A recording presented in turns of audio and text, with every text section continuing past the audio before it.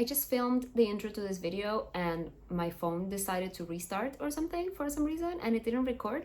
So here we go again. Hi, welcome back to Reading with Manny. I'm Manny and today I'm doing a wrap up. It's very late, I know. I said I was gonna be back at the end of April when I posted my May TBR and then I just didn't. In my defense, I got sick like that week. Like I posted a video and I got sick.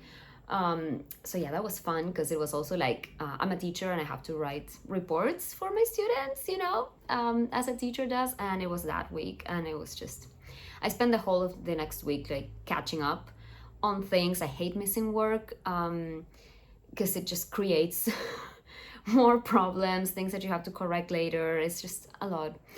But anyway, I am here now and it is very late. I was planning to do the quarter year crisis tag, but it's way past that now. It's like we're a third of the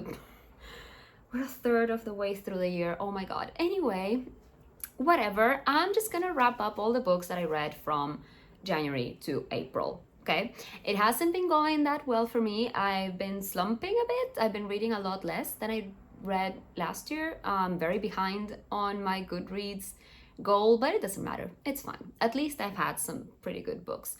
We're also going to ignore the dark circles under my eyes, and whatever it is that my hair is doing. I just fixed it. I don't know what to say. I have my journal here, which I've also not been keeping up with a lot. I have been keeping up on the books that I read, but not any reviews or anything, which I really enjoyed doing last year. And this year I don't know, man. This year just kind of went over me. I don't even know.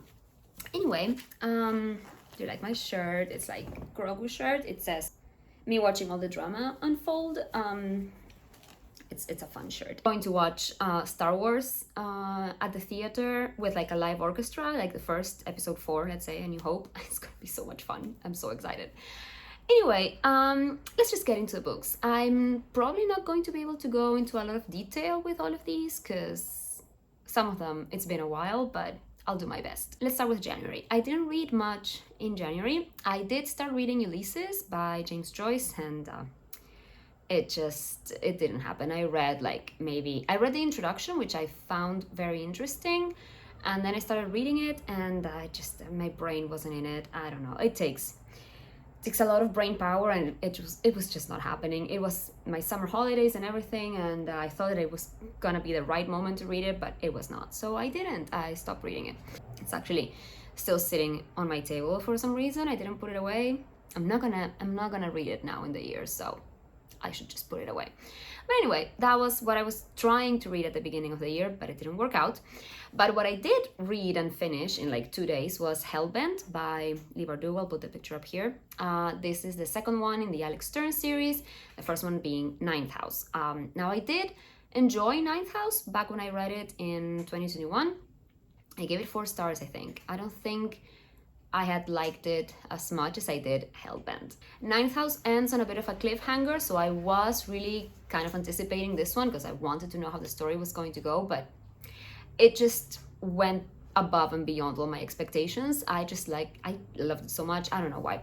But anyway, if you don't know, the Alex Stern series follows Alex, who can see ghosts, basically, and because of that ability, she's invited to join Yale, and where there are some secret society houses that perform magic, and so she's going to be part of the Ninth House, which is the one that controls all the other ones, make sure that they don't do something dangerous or bad with the magic and jeopardize their places, because normal people don't know about the magic. And you know, there's a lot of obviously magic and rituals and things, but like a lot of dark things too. And yeah, like I said, it ends on a bit of a cliffhanger. So this second book, to me, it did not disappoint. The pace was relentless. Like there were things happening one after the other.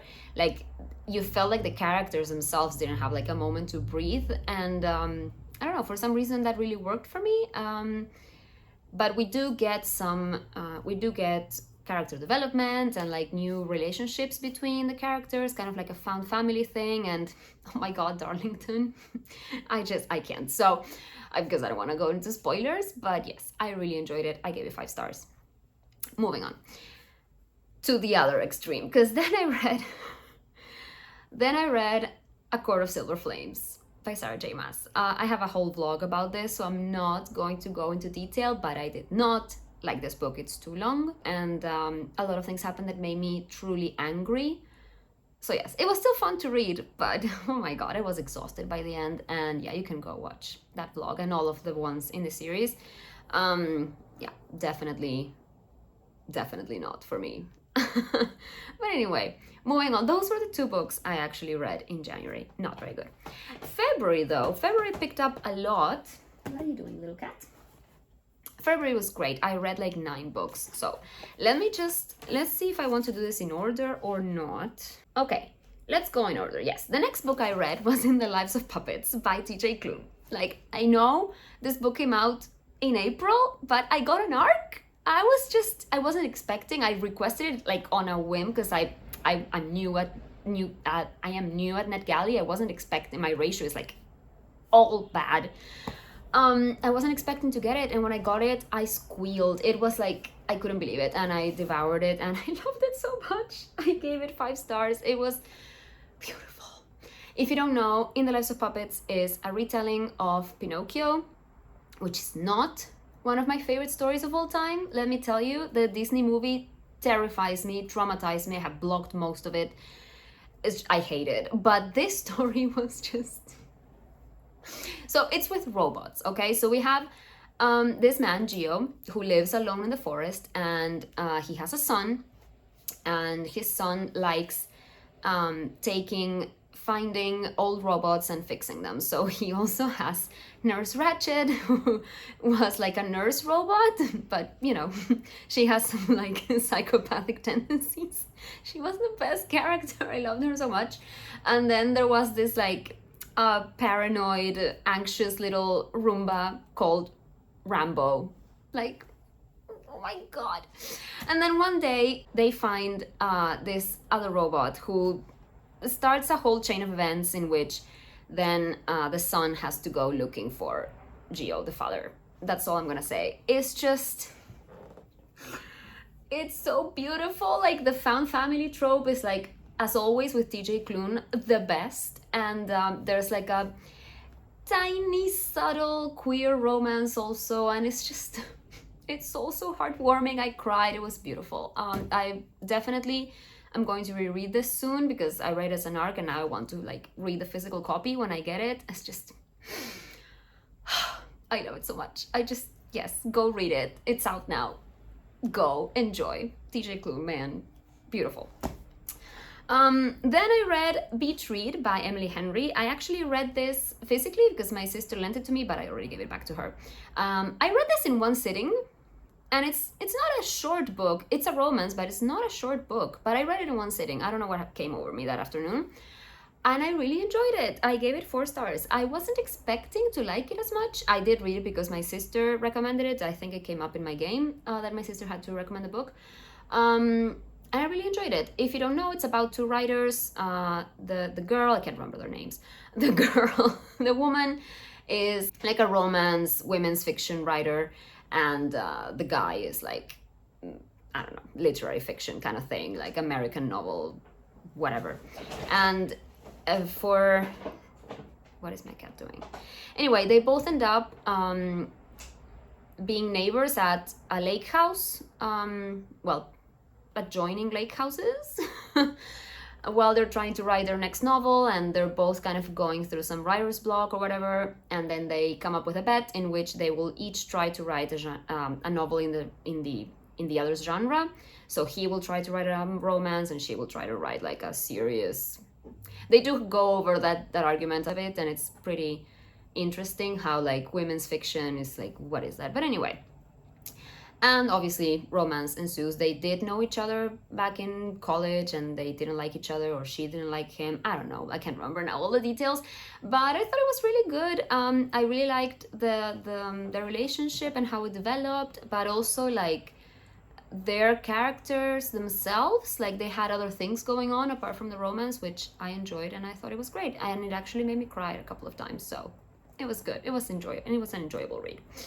Then I read another arc, which I got, and that was Murder Your Employer by Rupert Holmes. This book has a super interesting premise. It's also already out, so you can go read it.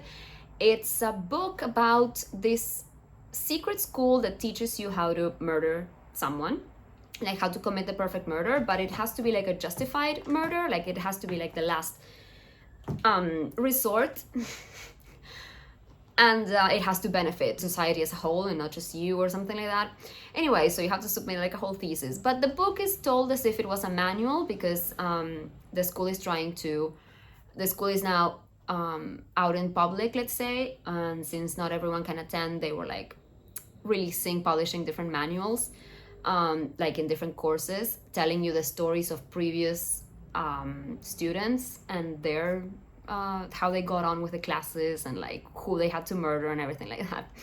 So the device itself is super interesting, and the book is so funny. It's just so good. They don't actually use the word murdering or execution or whatever. They say deletion, like you have to delete someone.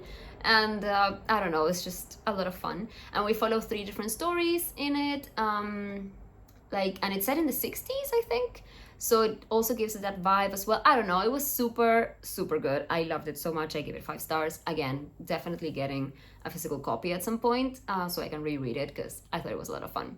There were also some illustrations that were not finished in the arc that I got, like a map and some illustrations, so I'm really looking forward to seeing like the finalized version.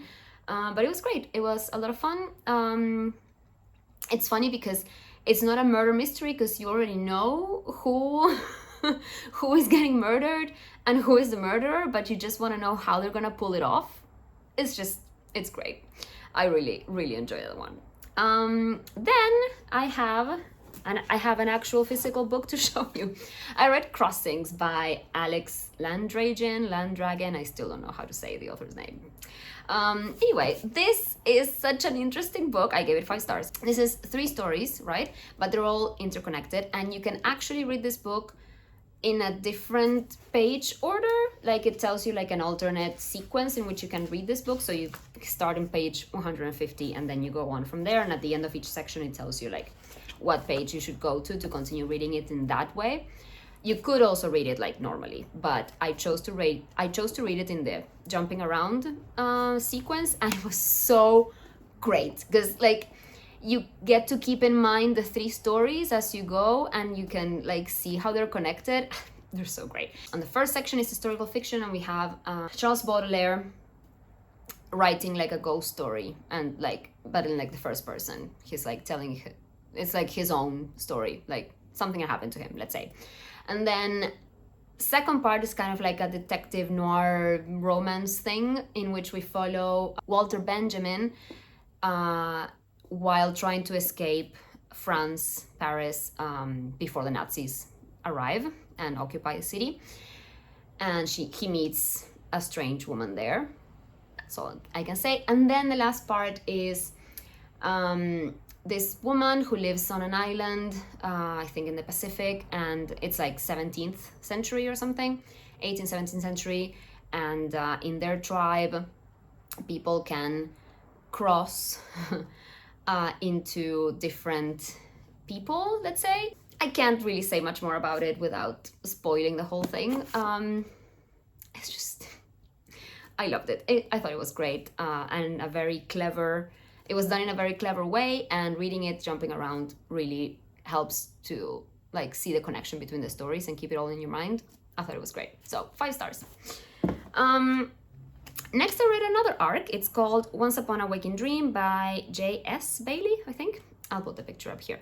This is short story collection, science fiction, fantasy kind of thing. I think I initially requested it because the description of some of the stories really caught my eye. And I thought it was really well done. I gave it 4 stars. I liked some of the stories better than others, but in general, I thought they were all like quirky science fiction kind of thing that I really enjoy. Some of them were shorter and some of them were longer, which I thought kind of helped with the pacing. Like yes, I read it in a couple of sittings actually, but you could just read like a story every once in a while and still get a lot out of it. There was a story about a flat earther who is abducted by aliens. It's really good. Like the irony of everything. And then there's a girl who time travels to meet her favorite movie star. Yeah, there were a lot that I thought were really hopeful and really great, and others that were super funny and like ridiculous. And yes, that's what I love about science fiction. So I thought it was a really good collection. Okay, and then I read a couple more books actually. I was buddy reading Orlando with a friend, an actual real life friend, but we still only talked about it like through messages. I tabbed it because I thought this book was amazing. So this is Orlando by Virginia Woolf. We divided it. We read like a chapter every couple of days or something. It has 6 chapters. This book is amazing, like I said. I knew a little bit about what it was about, but I wasn't expecting like all of this. This was my first Virginia Woolf too. So yeah, so we follow Orlando, who is part of the nobility, and he's part of like the Elizabeth I's court and whatever. One day after he gets posted in, what is it? Constantinople. And you know, a lot of things happen in his life, but then he wakes up as a woman and she continues her life, like going back to England, and she has an exceptionally long life because we reach the beginning of the 20th century through this book, and it's beautiful. The writing is amazing. I highlighted so many things because so many quotes were like, oh my god, this is truly great. The narrator is like super, I don't even know what the word is, but yeah, very tongue-in-cheek. And the way that Virginia Woolf like talks about the nobility and men and women and their roles and like how society has changed. Her description of the 19th century is just I loved it. I thought it was great. I can't wait to read more by Virginia Woolf, and I really also enjoyed buddy reading this with a friend. It was great. Okay, what else did I read then? Okay, I have another physical book. Oh my god, who is she? I read The Appeal by Janice Hallett. I had been putting this on my TBR for like months, and I finally got around to it. I actually read it in like 2 sittings. Like, I had finished a book, I don't remember, I think maybe it was Orlando. I don't remember. But I had finished the book and I was like, okay, let's read something before bed. And I decided to pick this up. And then I read half of the book before going to bed. It was like 3 a.m. by the time I finally said, okay, you need to stop. The thing is that there are no chapters in this. It's all like emails and things. It's very hard to know when you can stop. And I'm glad I read it in a couple of sittings. Like, then I finished it the next afternoon, because there's so much detail in this that you need to keep in your head. So if you stretch it out, you're gonna forget things. So yes, this is a story in which we follow this theater group in a small community. The leaders have a granddaughter who has cancer, and they are putting on an appeal to raise money for her treatment. And by the end of the story, someone gets murdered, and there's 2 lawyers trying to figure out, they receive the notes of the case, and they need to figure out, without any bias, without knowing anything about the case, who did it, what happened, all of that. And you, as the reader, kind of like go along with the young lawyers trying to piece everything together, so you get all the evidence, let's say.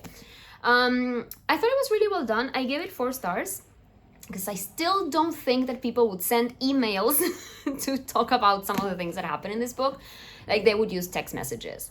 I don't know why actually she chose, the author chose to do it through emails. I'm still not sure. Maybe because they're easier to subpoena from a court. Like, if it was WhatsApp, you couldn't because it's encrypted. I'm not sure, but anyway, you could have like worked around it. But yes, some of these things were like, this is not realistic. People will not send an email in this situation. But yes, I thought it was great. The story is very clever. I did not guess anything. I think I guessed who died, but I didn't guess who did it, and I did guess other things that were going on as we read. But yes, I thought it was great. I am very much looking forward to reading more from Janice Hallett. She has like a couple more books out now, so yes, very much looking forward to it. Okay, what else did I read? One day I just decided to finally read Galatea by Madeline Miller. I got this little tiny edition when I went to New York back in December, so I finally got around to reading it in February. This is a retelling, it's like a modern retelling of the Galatea story. What's the myth called? It has a name, I can't remember. It's not Galatea. Metamorphosis by Ovid. So yes, this is heartbreaking. I can't really say much about it, but Galatea is a woman made by a sculptor out of marble, and then she's granted life. But yes, not a real life because she's imprisoned. Anyway, and this is a modern retelling, and I can't really say much about it, but if you have read anything by Madeline Miller, you know that her writing is very poetic and heartbreaking and lyrical, and like this doesn't disappoint. It's just a very short, very enraging story, but I loved it. It was great. I can't wait until she writes something else, because yes, I loved Song of Achilles and Circe. But yes, anyway, moving on. Then I finally finished the Lilith's Brood series trilogy, Xenogenesis, whatever you want to call it. It has two names, the series, I don't know. The last book is Imago. Am I saying that correctly? I keep looking it up and forgetting how it's pronounced. I think it's Imago. I cannot be sure, but whatever, I'll put the picture up here. So this is the third book. I was buddy reading it with Kim from Expedition Through Pages, and Leanne, I think she has an Instagram. She doesn't have a book too. So we chatted on Instagram about it. We divided it into the 3 parts. We read it throughout the month actually. So I finished it like at the end of February. It was a great end to the series. I can't really say much about the book in particular, but the series is about humanity having destroyed the earth through nuclear war, and there's this race of aliens who rescue the survivors, take them to their ship, and yeah, they're very alien. In the first book we follow Lilith, who gets woken up by the aliens and to try to convince the other humans to join this new race or whatever, this new way of living. It's a lot. And then in the other 2 books we read from other perspectives. That's all I can say without spoiling. This one is great because it explores a lot about that human-alien connection and how the aliens themselves need the humans, and like, but also human, their own free will and like things like that. It's very thought-provoking, let's say. I think I gave it 4 or 5 stars, maybe 4.5. I don't know. But yes, I thought it was great. This is the 4th Octavia Butler book I've read, and I would like to read more from her because yes, I do love her writing style. Every time I picked up the book, it was like easy to devour that whole section. Like I would read it in one sitting. But yes, it was great. And it was also great to discuss it with Kim and Leanne, so it was very enjoyable that as well. Okay, and that was the last book I read in February. Those were the 9 books. Now, then came March, and March was a disaster. I don't even know how to begin. The only physical book I read was this one. It was The Key in the Lock by Beth Underdown. This is like a gothic mystery kind of thing. Not mystery, but yes, kind of, maybe. We follow Ivy, who has lost her son in the First World War, and she starts reminiscing about her life and something that happened when she was younger. And yes, that's where the gothic thing comes into play. This book was amazing. The cover is also great. Like, if you can tell, it's like the blueprint of a house. Anyway, it was great. I devoured it. I thought it was very engaging. I think I gave it 4 stars. I can't remember now why I didn't give it 5 stars. I think something about the resolution at the end didn't sit well with me or something. I can't remember, but it was great. Like, the way we kept jumping from the present time, like obviously not the present, but still, and then back to the past, and how Ivy's not like a very reliable narrator at some cases because she has some biases going on or something. I don't know. I thought it was great. It was fun, dark, and gothic, and I really liked it. And then I didn't finish a book for the rest of March. I did start one and I finished it in the first days of April. I don't know what happened to me in March. The first few weeks of March were terrible. There was a heat wave here in Uruguay, which was the worst I've ever lived through. Like, it was exhausting, and it was the start of classes, and it was just, my brain could not do anything but just lie there and like watch Brooklyn Nine-Nine. I think that's what I did. I think I also watched Daisy Jones and the Six. That's basically all I did in March. But yeah, I did start one of my most disappointing reads of the year, and that was The Mountain in the Sea by Ray Naylor, something like that. The premise of this book is that the scientists discover a race of octopuses that can communicate. It's like a first contact thing with aliens, but they're not aliens, they're like in our oceans. And everything was going great. Like, at the beginning of each chapter, we got like an excerpt from like fictional books that the characters have written. Like, our main character, who is the main investigator in this, like main scientist, has written a book about how she predicts that this octopus race, whatever, can communicate and how it would be. It was like super fascinating about linguistics and things like that. And we also get another one from the creator of this super amazing advanced AI, and how she created all that, and like how AI works and the mind, and like how it can recreate the human mind. Everything about that was fantastic. Like, I wish I could read those books too. And the story was like going great. The dynamics between the scientist and whose name was it was Ha, but I kept reading it as he. Like, oh my god, I can't even talk. But anyway, so the relationship between her and the AI was like super interesting. And then there was the whole thing about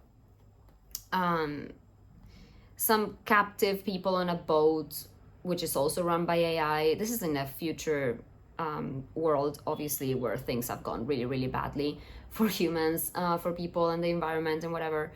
So there were a lot of interesting themes explored and different interesting topics and things. And then the ending is just like the most disappointing thing I've ever read. And we don't get to what I thought the book was about, which was like the contact with the octopi. Like, we barely scratched the surface in that. And it was just, the book ended and I was super disappointed. So I gave it 3 stars, but yeah, it was not well realized. Excellent premise, bad execution. I don't know. Moving on. Then I kept with my gothic reading, because I'm on a roll with that. I read Pandora by Susan Stokes Chapman. I really enjoyed this one. I think I gave it 4 stars. In this one, I think it's the 18th century, I want to say. And we follow Pandora, whose parents were archaeologists or antiquarians or both or something. But she's an orphan because they both died at a dig.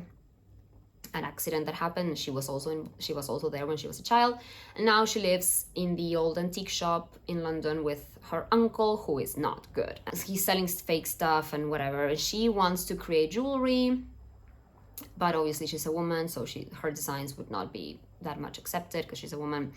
And then one day her uncle brings in a mysterious vase, which he keeps locked in the basement. Yeah, that's basically it.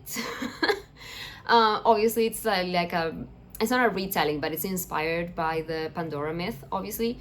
And there's this other guy who gets involved in the story as well, who is like, he wants to be part of the Royal Society or the Archaeological Society, I can't remember what it is. So he wants to write about this vase as a way to get in the society, and also determine if it's real or a fake or whatever, because yeah. Anyway, it was great. The mystery was great. There's a lot of twists and it's very gothic and everything, and I really enjoyed it. And yeah, I gave it 4 stars. I am looking forward to reading more by this author, I think.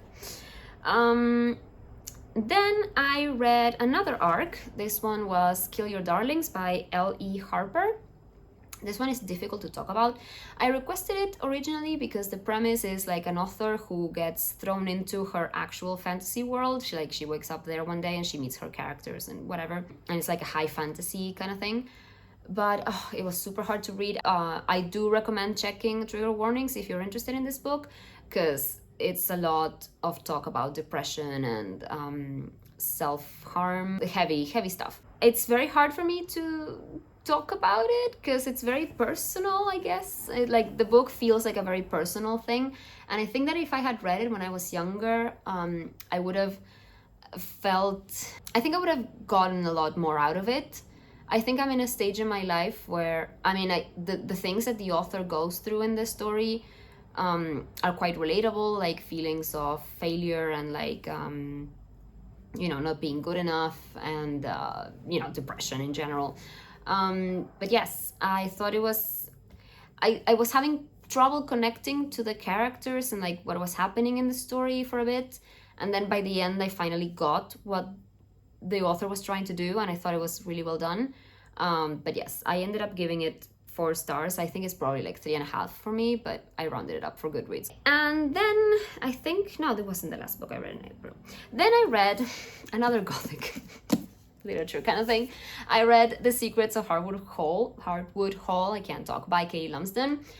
Katie has booktube as well, books and things. I mention her quite a lot on my channel because I really enjoy her videos, and this is her debut novel. It's gorgeous. Like, look at this cover and look at the end papers. I rarely get books with such beautiful end papers here. So this is historical fiction, Gothic kind of thing. We follow a governess who is a widow, and she goes to, her name is Margaret. I keep forgetting her name. I read this in like hours, like literally I devoured it in like 5 hours and I wasn't planning on doing that, but yes. So she goes to this small family in a house, like very secluded in a town, who knows where, and she's in the family there's just the mother and the small boy, but there's obviously secrets and things going on in this house. There's an abandoned wing which nobody can enter, and the servants, some of them seem like they're hiding something. The mother herself is like very mysterious. The villagers don't seem to like this family.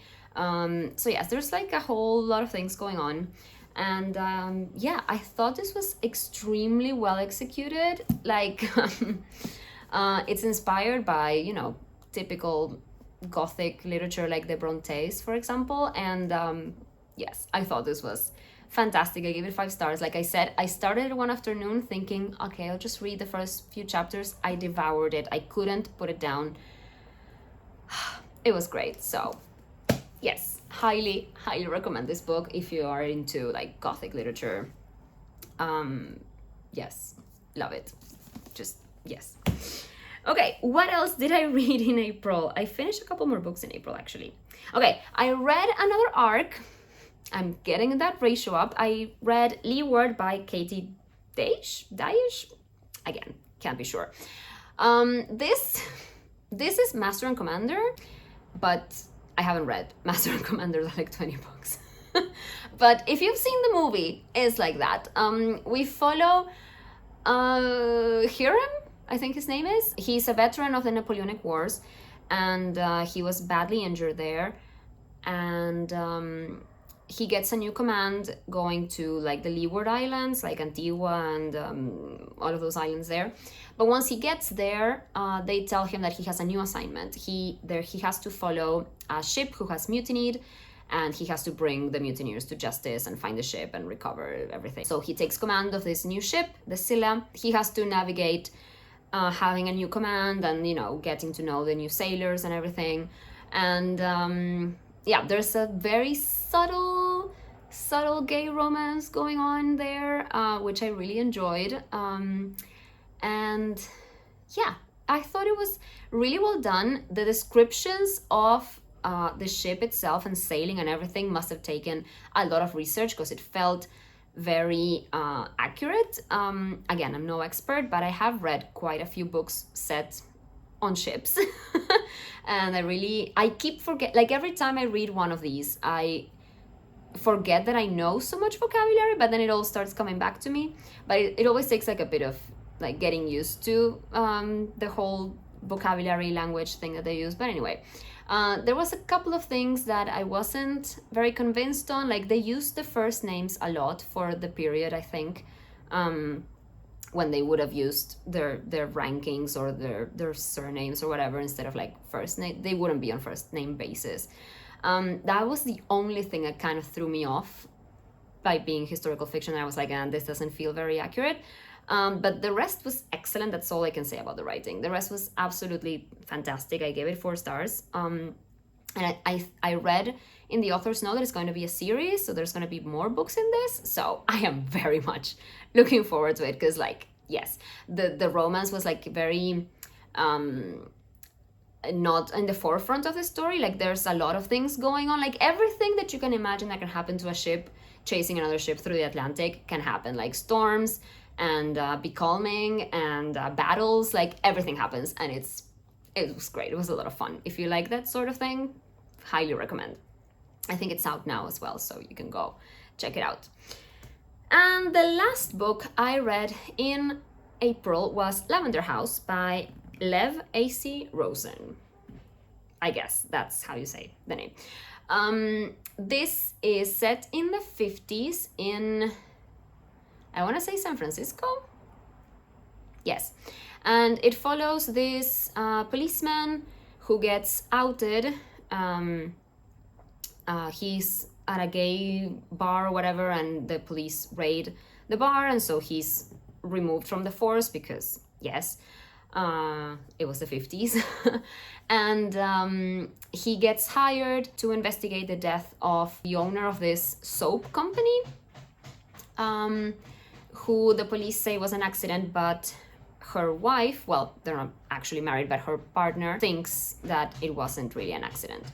And so she takes him to their house, which is very secluded, and where the 2 women could live together as a couple with their son, who is also gay. And so he has a lover, and but they have a weird wife for him who also lives there, but she's gay. Like it's a lot. So it's like a very gay, big gay family. And the detective is kind of like there trying to figure out the murder, and also navigate this new world for him, because he was always very obviously closeted. But there in this family, he could be himself, basically. So yeah, the mystery I thought was really well done. It was entertaining. The historical fiction aspect, because it was set in the 60s, like I said, 50s, also felt very, I don't know what the word is. It was very atmospheric. I really like that as well. There's again a lot of dark things happening here. So yes, there's a lot of like slurs and discrimination, obviously, that these characters have to face. A lot of violence. But I thought it was really well done. And again, it's part of a series, and I think the second one comes out later this year. So I'm very much looking forward to continuing, because yeah, I thought it was a good murder mystery kind of thing with that extra sprinkle thrown in there. So I've been speaking for 45 minutes, but I finally talked about all the books. It's 18 books that I read in the first third of the year. Again, I am very behind on my 75 book goal, but you know, whatever. And in May, I have only also finished 1 book so far. Oh, no, two. I have finished 2 books, almost, but yes, it's not going great. But like I said, I was sick. I don't know. I hope that you enjoyed this video, that you got something out of it, because I have been rambling. Like I said, I don't know.